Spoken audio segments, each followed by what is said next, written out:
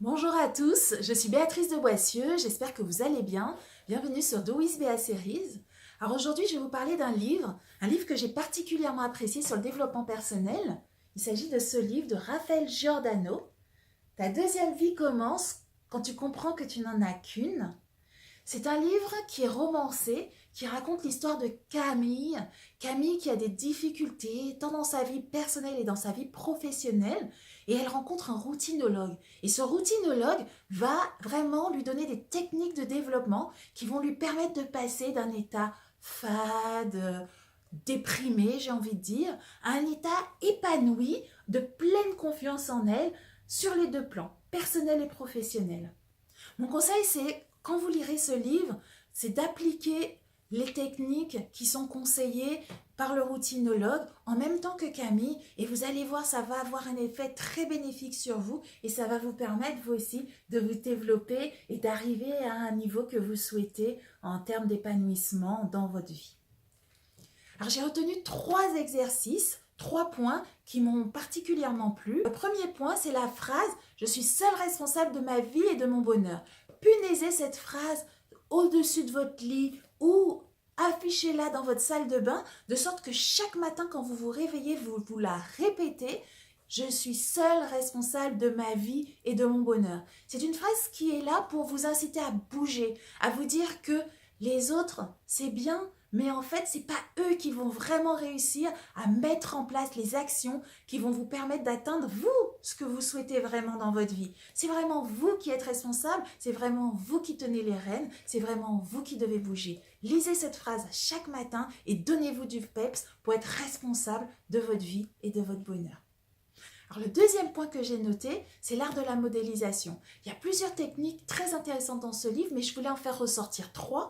Et donc, l'art de la modélisation consiste à dessiner la personne que vous souhaitez être, la personne que vous souhaitez devenir. Et donc, en dessinant cette personne, l'exercice vous invite à repérer les modèles autour de vous, les personnages qui vous inspirent, que ce soit des personnages réels ou des personnages fictifs, et vous identifiez les qualités dans ces personnages que vous souhaiteriez vous-même incarner. Et donc, vous mettez un petit peu ça sous forme de patchwork sur votre mur ou sur un poster. Et pareil, à chaque fois, vous retournez le voir pour vous remettre en mémoire la personne que vous souhaitez être, la personne que vous allez devenir. Et ça va vous permettre justement d'incarner ces qualités dans votre vie, de prendre l'attitude déjà, d'ores et déjà dans vos actions de ces personnes pour aller vers la personne que vous souhaitez devenir. Alors le troisième point que j'ai retenu dans ce livre et que je trouve très intéressant aussi, c'est le fait de faire la liste de ses qualités et de ses expériences réussies. Souvent on se plaint de ce qu'on est, ce qu'on n'a pas, ce que les autres disent de nous en négatif, qu'on a retenu parce que c'est ce qui nous a marqué le plus. Et on oublie finalement qu'on a aussi plein de qualités et qu'on a fait plein de choses très bien qui ont réussi dans notre vie. Alors cet exercice permet de visualiser tout ça puisqu'on va le lister. C'est pas facile parce qu'il s'agit de s'introspecter, mais je vous demande vraiment de faire l'effort et je crois que dans le livre de mémoire, elle nous incite, pas elle, mais le routinologue incite Camille à faire l'effort de poser plusieurs qualités et plusieurs expériences réussies. Bon, moi je vais dire par exemple 10 pour vraiment que vous alliez au plus profond de vous-même. Et quand vous allez commencer à faire l'exercice, vous allez voir, de toute façon, ça va arriver. Vous allez trouver plein de qualités et plein d'expériences.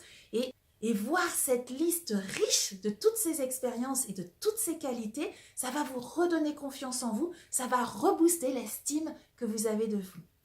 J'espère que cet épisode vous a plu. Si vous avez déjà lu ce livre, n'hésitez pas aussi à laisser des commentaires. Qu'est-ce que vous en avez pensé? Qu'est-ce qu'il vous a apporté? Et comme d'habitude, abonnez-vous, likez, transmettez le lien à un proche. Je suis Béatrice de Boissieu, votre coach, et à très bientôt dans un prochain épisode.